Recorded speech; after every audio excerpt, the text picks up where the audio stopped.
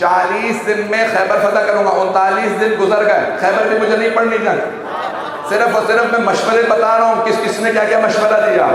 پیغمبر اسلام نے دوبارہ سارے صحابہ کرام رضوان اللہ علیہ کو جمع کیا.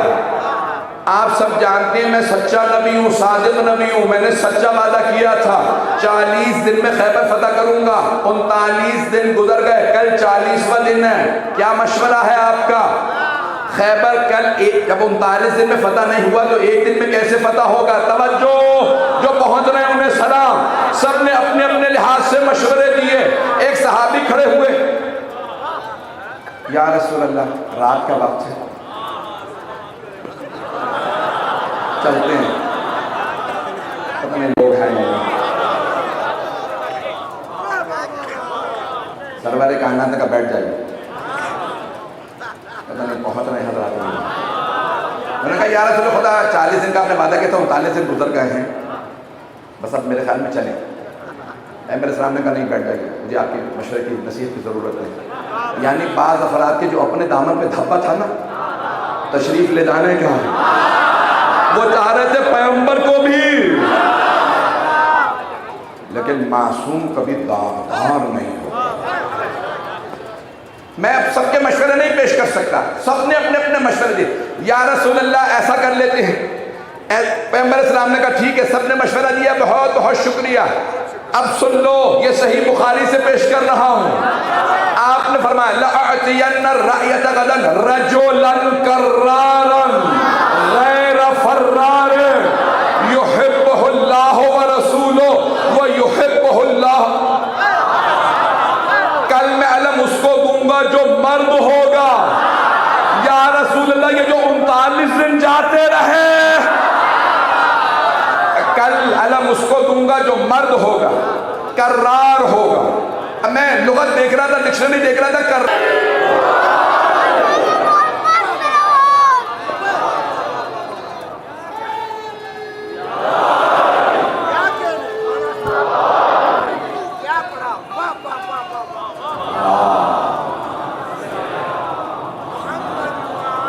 توجہ فرما رہے ہیں جانے کے نا.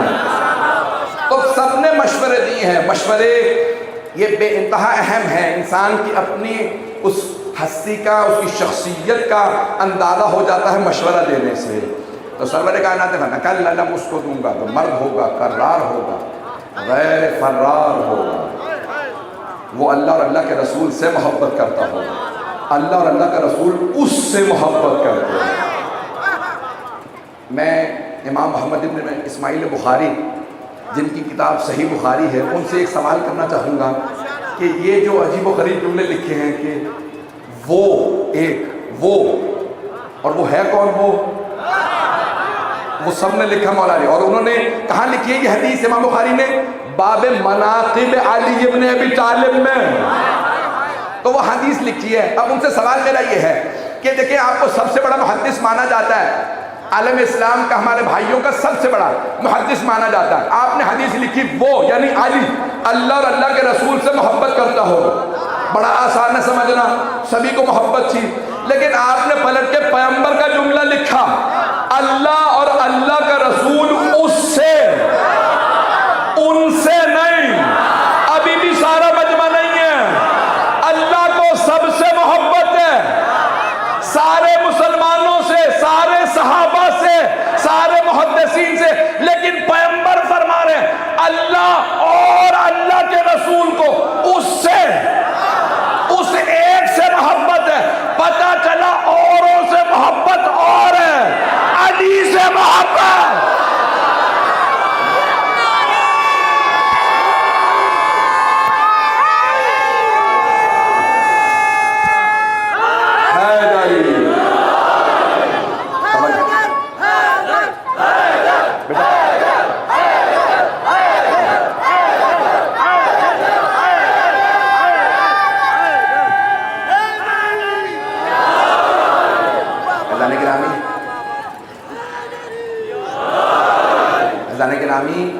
مشورہ ایسی ہستیوں سے لیجیے کہ مشورے کا ماننے کا جی کرے. اور پیغمبر اسلام نے کہا کل میں علم اس کو دوں گا, مرد ہوگا, کرار. مجھے خیبر کو نہیں پڑھنا ہے, اللہ نے گرامی سرور کائنات نے فرمایا، لیکن پھر ایک جملہ کہا آخر میں، ان اللہ یفتح الخیبر علی یدہ، اللہ اس کے ہاتھوں پہ خیبر کو فتح کر دے گا۔ اور میں بعض ترجمے دیکھ رہا تھا، انہوں نے یوں ترجمہ کیا، ہمارے بھائیوں نے بہت خوبصورت ترجمہ کیا، مجھے بہت پسند آیا، اللہ نے اس کے ہاتھ لکھ دی ہے۔ چلے میں آپ کی زبان میں اردو ادب کو جو شوق رکھتے ہیں ان کی زبان میں پیش کر دوں، وہ جائے گا، دیکھے گا، فتح کر لے گا۔ کہو اللہ نے اس کے ہاتھوں پہ فتح لکھ دی۔ ایک صحابی کہتے ہیں، فرماتے ہیں، کہتے ہیں مجھے پوری زندگی کبھی شوق ہی نہیں ہوا کہ مجھے علم ملے۔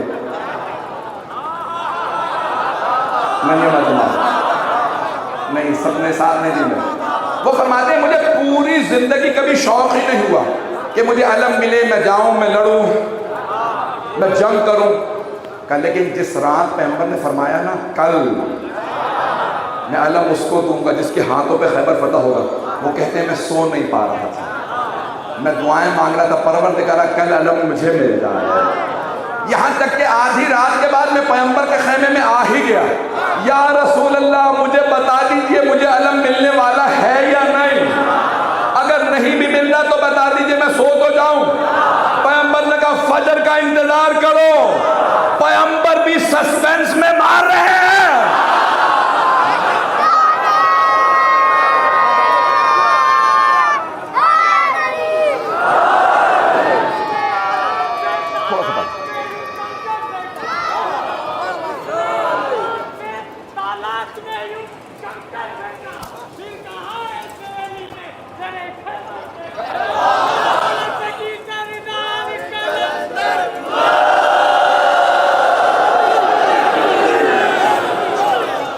میری باتیں پہنچ رہی ہیں؟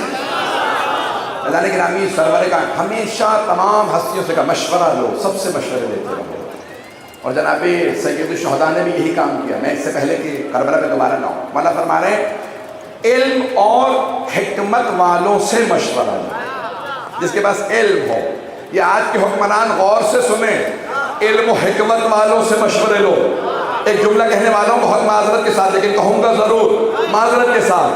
تو مولا امیر نے فرمایا علم اور حکمت والے سے مشورہ لو، چاپلوسوں سے نہیں۔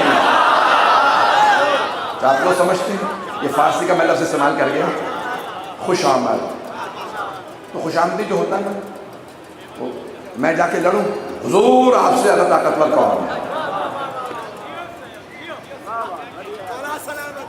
میرے دوست پہنچ رہے ہیں نہیں پہنچ رہے؟ کسی نے کہا یا علی میں فلاں ملک پہ حملہ کرنے جا رہا ہوں،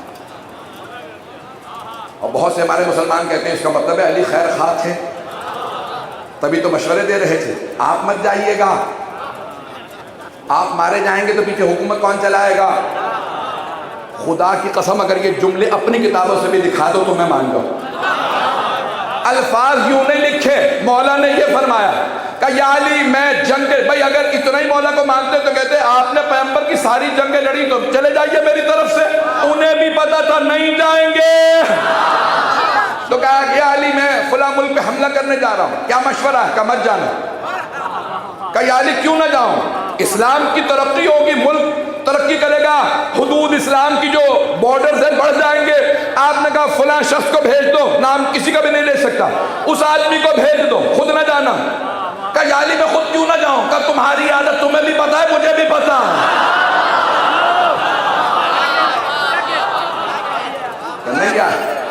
نہیں علی میں بدل گیا ہوں، پتہ نہیں لوگ ہیں یا نہیں۔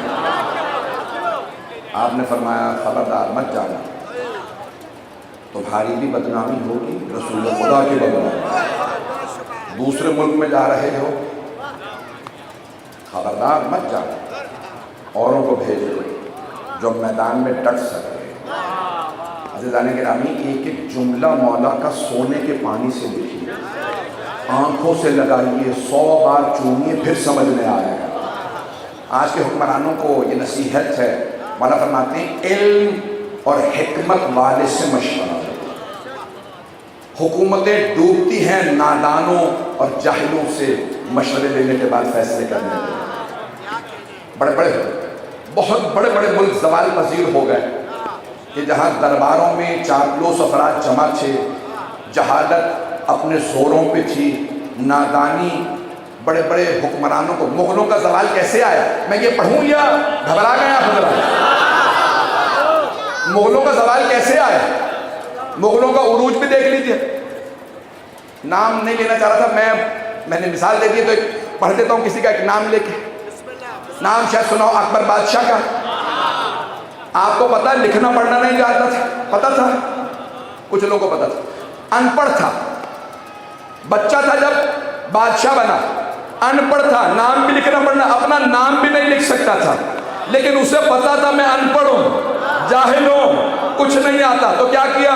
اس نے کہا بھئی مجھے قابل افراد کے مشورے کی ضرورت ہے جو کہلاتے ہیں اکبر کے 9 رتن.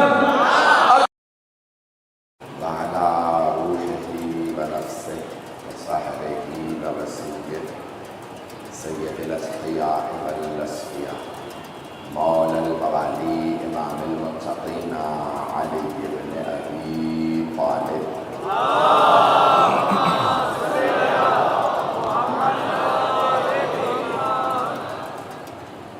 وعلى أوصيائه لا سيما بقية الله في الأرض روحي وأرواح العالمين لتراب مقدمه الفدا واللعنة الدائمة على أعدائهم أجمعين من الآن إلى قيام يوم الدين. أما بعد فقد قال أمير المؤمنين علي بن أبي طالب عليه الصلاة والسلام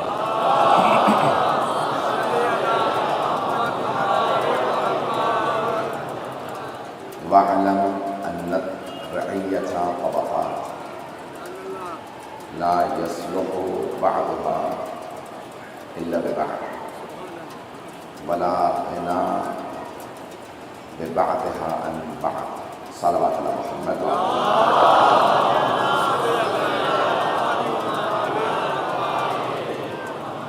عزیزان گرامی، امیر المؤمنین کا عہد نامہ ہمارا موضوع ہے. مولا فرماتے ہیں کہ اے مالک جان لیجئے کہ عوام مختلف طبقات میں تقسیم ہے. دیکھیں جسے اللہ نے چنا ہوتا ہے وہ طبقات کو جانتا ہے اور ان کی ہر فرد پہ نظر ہوتی ہے. میں جملہ کہہ کے آگے بڑھوں گا کہ جب کسی نے 10ویں امام سے پیغام بھجوایا، کہا کہ مولا سے کہہ دینا میں بہت پریشان ہوں، میرے لیے دعا فرما دیں. تو جو پیغام لایا تھا مولا نے اس شخص سے فرمایا، کہا جب جاؤ گے واپس اپنی بستی میں تو کہنا ہم تم سے غافل کب ہیں کہ تم کسی اور کے ذریعے ہمیں پیغام بھجواؤ. عزیزان گرامی، امام اپنے ایک ایک رعایا کے فرد کو جانتے ہیں. اپنے یہاں تک روایت میں چھٹے امام کی کہ مولا حسین علیہ السلام اپنے ایک ایک زائر کو اس کے نام سے حسب نسب سے پہچان رہے ہیں.